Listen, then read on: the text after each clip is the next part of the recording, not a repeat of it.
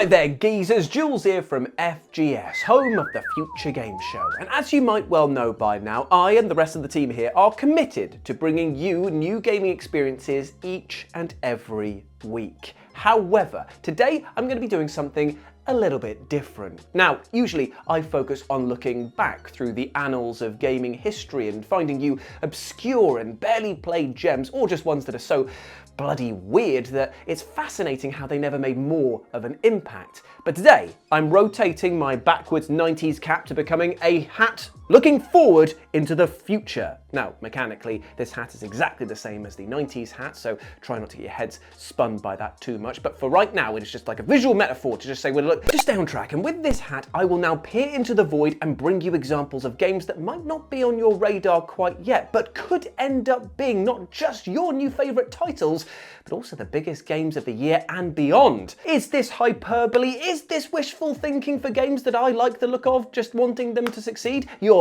damn right, but let's have a chat anyways. I'm Jules, this is FGS, and these are the biggest games of 2025 you haven't heard of yet. Number 8, White Knuckle. Now, for those of you with younger siblings, you're likely aware of a cheeky little title called Gorilla Tag. A silly little game in which you're about chasing your mates and making sounds like a person who gets sexual gratification out of pooping and they've just drunk a laxative smoothie. Don't think about that too much. So what if we were to take this silly little game and smear a huge dollop of existential horror, grit and brutalist architecture all over it? Well, my friends, you'd get up-and-coming speed climbing title White Knuckle. And let me tell you, my friend, you are in for one wild ride with this game, as it is both a test of your dexterity and your resource management, which in this particular case is the durability of your hands, which will begin to redden the more you climb, grab, clamber and swing, meaning that you need to react quickly, hit your roots perfectly and push yourself to the limit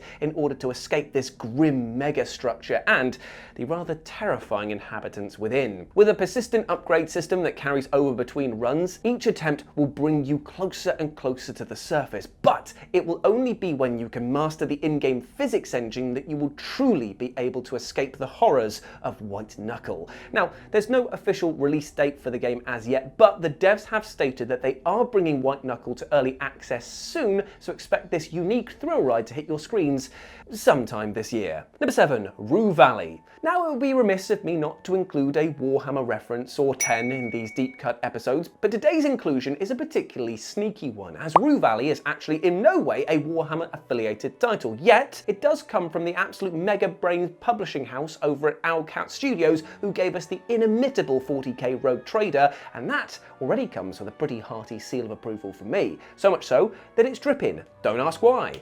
Seriously, Rogue Trader is basically Baldur's Gate 3, but in 40k. It's just, thank me later, you know? Or I should say, thank me after the 200 plus hours of content that you can get through in this game. It's good! But you know what? Let's turn back time and talk about Rue Valley, a game in which you play as a man trapped inside his own personal time loop. What a segue! And here you're forced to relive the pain of their past choices over and over again until they can learn how to craft a better future for themselves and for everyone else. And when coupled with the rich writing, difficult spiraling choices and sumptuous art style, it's hard not to see Rue Valley as something that fans of Disco Elysium would lap up immediately. And let me tell you, if Rue Valley captures even a modicum of that game's critical success, well, we could see Rue Valley smashing apart 2025 with ease. And alongside the relentless insanity inducing repetition of having to repeat the same day over and over again, our character will also have their psyche altered by choices that you made during that cycle. And upon waking up in each new cycle, you can choose that psyche preset to unlock new skills or new personality traits and sometimes horrible new side effects, all of which need to be worked around in order to track down the truth. Honestly, there's so much goodness with Rue Valley that I wish I could just skip time myself and just go straight to the release day. Number 6, Zodiac XX Leo. Vibes, you've got them, I kill them, they're everywhere. And you know what? When it comes to Zodiac XX Leo, this game has been meticulously crafted with all-time big banger vibes as its DNA. I you not, because A, that is gross, but also because this game might be the straight-up coolest title I've ever seen that didn't come out in the year 2000. The off-kilter art style, the utterly thumping Batman Beyond adjacent soundtrack, and the absolutely uber-edgy narration, I just find it so utterly sumptuous that I want Zodiac XX Leo injected directly into my goddamn veins. My eyes, my ears, hell, check between my toes, I'm sure there's space for them as well. And that's before you even take a peek at the gameplay, which sees players soar through the skies, the seas, and the spaces between worlds as a group of adrenaline junkie pilots known as the Zodiac Squadron. With the fate of the world on their shoulders, it's up to you to take control of the squad and their highly acrobatic ships as you take down anything in your path and then blitz off into the sunset, cackling like an utter madman. This is basically if Star Fox was delivered through the lens of F-Zero with a sprinkling of Jedi Starfight on top, and just saying that sentence aloud gets my heart thumping as hard as these goddamn banger tunes that make up the soundtrack. Expect big things from this game because it goes goddamn hard. He'd bleed for those words. All restrictions lifted. Zodiacs, freeze the opposition. Number 5, The Midnight Walk. Now weirdly, the best way to describe The Midnight Walk is basically as if Tim Burton did Dark Souls and they had an affair in the school's pottery club, because here you have fantastically weird character designs, a dark, depressing narrative about how the sun is refusing to rise, but here in place of a shoddy Year 10 ashtray that they've been making for their GCSEs, here you've got beautiful handcrafted clay sculptures that have then been brought to life by what can only be described as video game magicians. Honestly, this game is an utter marvel to look at, and with its gameplay promising to be a weird blend of adventure platforming and at times horror-filled stealth sequences, means that there's intrigue aplenty going into it. Plus, for those looking to really immerse themselves in the action, or just to have a closer look at the main character, the burnt one, and his silly little face over here, you can actually play the entirety of The Midnight Walk in VR. But to be honest, after looking at how horrifying some of these creatures are, I might want it to stay as far away from me as possible.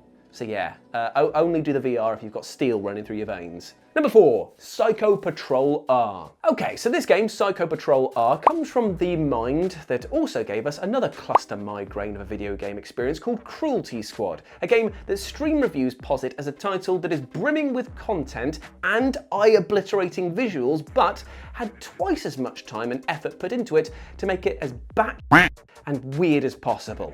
Now it's the turn of Psycho Patrol R to slap you right in the penis cheeks, which is what we're going to be using as the term for balls going forward, with its gaudy style, wonky combat, and surprisingly deep mechanics. And yes, I know what you're thinking, this game looks like reheated ass. But much like titles like Mouthwashing and Nidhogg 2, this is like something where the offbeat aesthetics belie how great the gameplay is. It's something that you deal with in order to get to the real goodness. Plus, when you take into account that the plot of Psycho Patrol R is where you're entering the minds of some of the most dangerous criminals around, the graphics actually start to make a little more sense. These aren't terrible graphics from a video game perspective. No, they're the almost freewheeling thoughts of a mind that is on the verge of collapse. Or at least that's what we're going to tell ourselves. Psycho Patrol R is coming to early access on the 31st of March, but to be honest, even if the game was fully released on this date, the sole developer, Rue Valley, isn't the type to leave things as they are, because Cruelty Squad is still receiving countless updates, and weirdly each come with like cryptic hints as to what it are. It would just be like, new weapon, go find it. I've added a new duck, and you're like, yeah, cool, fair enough, mate. Therefore, if there's one thing you can count on with Psycho Patrol R, is that this game will absolutely obliterate the rulebook. Number 3, Big Walk. You know that meme from Anger Management where Jack Nicholson is like nodding in agreement while grinning like a lunatic? Well, imagine that, but more bold and likely holding a Warhammer model, and that was me the moment that I saw the trailer for Big Walk, which dropped last year. From the moment I saw from the creators of Untitled Goose Game, I knew that something special was about to take place, which was then confirmed when some weird creatures that looked as if they were characters from a busy world of Richard Scarry had been fused with the unrelenting cuteness of Loco Roco. Yeah, I bet just mentioning those two IPs got a bit of a nostalgic pleasure tingle all over the body, didn't it? Yeah. Well, I'll tell you what, hold on to that feeling, because that is the exact same emotion that Big Walk is looking to strike with its relaxed gameplay and utterly charming social mechanics. As this is basically Childlike Wonder the video game, and you and your pals are the main cast. With your gang of oddly shaped creatures, you'll explore a huge world, partake in puzzles, uncover secrets, and most importantly, just have fun messing around and playing with the in-game physics system. Now, with the ever-climbing rise of the cozy game genre, Big Walk feels like a big step into connecting even more people and allowing them to just be cute and silly little fellas without the commanding pressure of saving the world or having to kick the face off your opponents. We need more games like this. Just let us be silly, goddammit. Number 2, blueprints. Now, when the creator of Inscription calls your game the best thing that they've played recently, you better goddamn well be taking note. And as those that have already tested upcoming puzzle roguelike title Blueprints will tell you, that praise is very well founded. In fact, foundations actually play a large part in what makes Blueprints so utterly enthralling, as here you're tasked with exploring a mysterious mansion and solving puzzles that you encounter along the way as you quest to find the elusive Room 46, with the twist being that you decide how the rooms are connected together and that they reset at the end of each day. Now, what this means for you, the player, is that based on which rooms you join together, well, you'll encounter new puzzles, new mysteries, and new clues that help you solve the overarching storyline. And once you've figured out the optimal layout, you can finally push forward to uncovering Room 46. This unique combination of mechanics and its intriguing plot make Blueprints a game that will demand your attention when it drops later this year. But if you can't wait to see more of this title, there is a demo out right now that showcases some of its wondrous charm. And number 1, Pioneer. Okay, my friends, I won't lie to you. While I am very excited to talk about this next game because I genuinely do believe that it could do some sickening numbers upon launch, there is a large part of me that thinks that upcoming post-apocalyptic MMORPG Pioneer might slip to 2026, and that's just because of how ambitious its overall scope actually is. Yet, the devs do seem dialed in for a 2025 release, and my god, do I appreciate their bloody candor. So, what is Pioneer? Well, it's basically a fusion of Fallout, Destiny, and Borderlands all stuffed inside an MMORPG formula, and holy cow, it looks like I'm about to die/cream from excitement just by saying that. With a huge open world to explore, tons of factions to join or wage war with, and even bigger bosses to tackle solo or with friends, Pioneer promises to be a thrill ride from start to finish. And thanks to its FPS approach, we'll be able to lure in those looking for a more direct action fix. And rounding out the finger-licking appeal of Pioneer is some stunning graphics which bring to life the wonder and beauty of this decaying world and indeed the horrors that lurk beneath. With raid bosses, scavenging, base building, trading, outpost management, and all the loot that you can shoot at, if Pioneer hits with even half of its promises, it's still going to be one of the biggest things of 2025, which, for some unknown reason, is still flying under the radar for oh so many. So do yourself a favour, why don't you add this to your wish list and all of the other ones that I mentioned as well. Just stay alert, my friend, because trust me, some of these games, they're gonna be big. Not just big, they're gonna be like EA back in the day when they did all those crazy extreme sports titles. It's gonna be big. Ooh, and there we go, my friends. Those are some of the upcoming games in 2025 that I know are gonna be absolute bangers. I hope that you enjoyed that, and apologies if my energy level seemed a bit up and down today. I'm still recovering from an illness, so apologies. I'm just coughing and sneezing and full of snot. Gross. But if you want to chat to me on the social medias, you can do so by following me over here, over on Blue Sky, where I'm at RetroJ, but the O is a 0, and you can follow my lovely editor Mark over on his social medias over here as well. But before I go, my friends, I just want to say one thing. Even though we spoke today about the biggest and best things of 2025, you know what actually tops all of those lists? It's you, my friend. You're the best thing about 2025 and beyond.